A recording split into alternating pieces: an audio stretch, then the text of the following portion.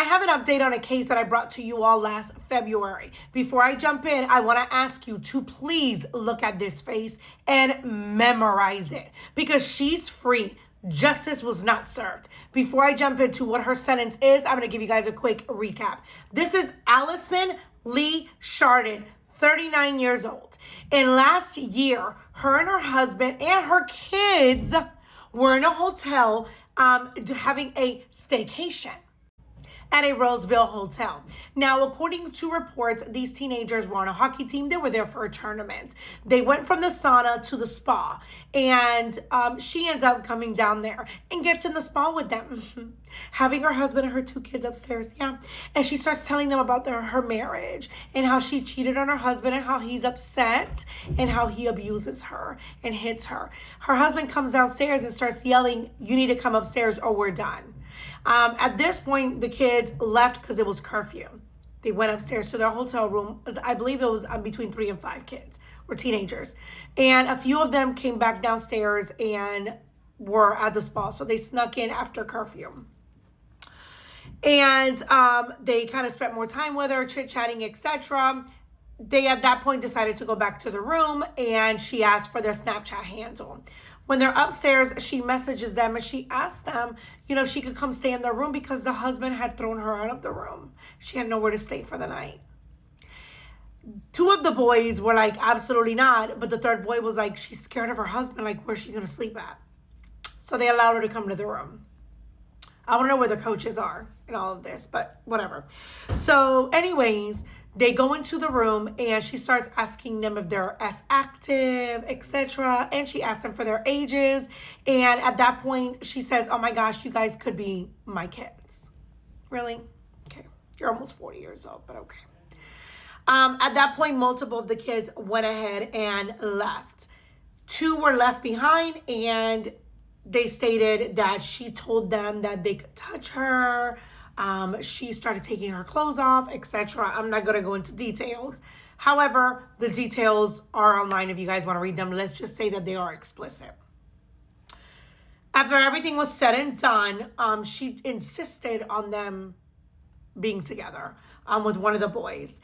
And at that point, he said that he was thankful he didn't have a condom because he didn't want to be with her. So at that point, he told her, "You got to go because I have a game the next day." She messages them during the game and asks them, "Hey, where's your tournament? I want to come." He tells her, "Oh, we already had the game and we lost." To make sure she didn't come to the game, and guess who ends up showing up? Like the stalker that she is. He said that he started getting nervous, started shaking up, all of that, and that it was just really creepy that she would be there because he didn't want to think about what happened the day before. After returning back to Colorado, she started messaging the 2 victims and asking them to please not tell the police what transpired. And well, one of the boys said, I'm going to come forward. They need to know about this.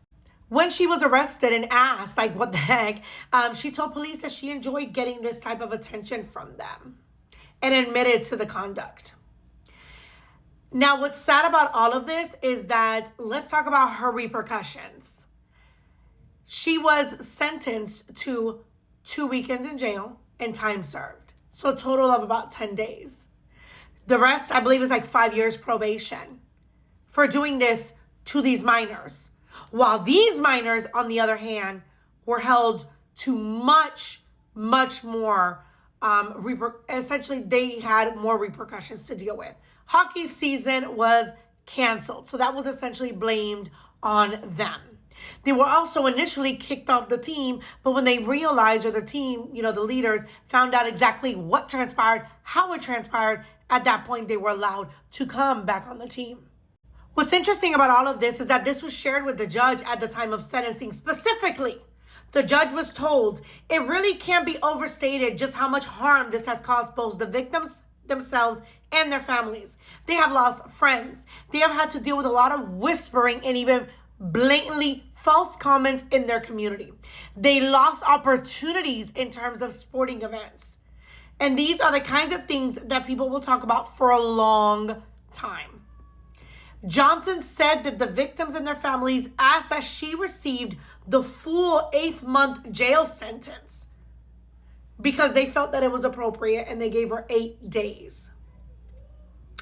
However, the defense attorney stated, please don't give her any jail time as she has been addressing her mental health.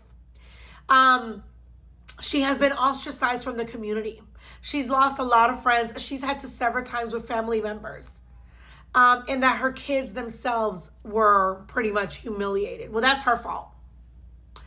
The judge, she told the judge it had been brutal. The media coverage, internet coverage, TikTok videos. Her number has been out there, text messages, and people threatening to hurt her. She thought she should have thought about all of that before going after minors. You think about all of that first. And that a long-term incarceration would be detrimental to her mental health. So, again, memorize her face, please. She's free after assaulting these kids.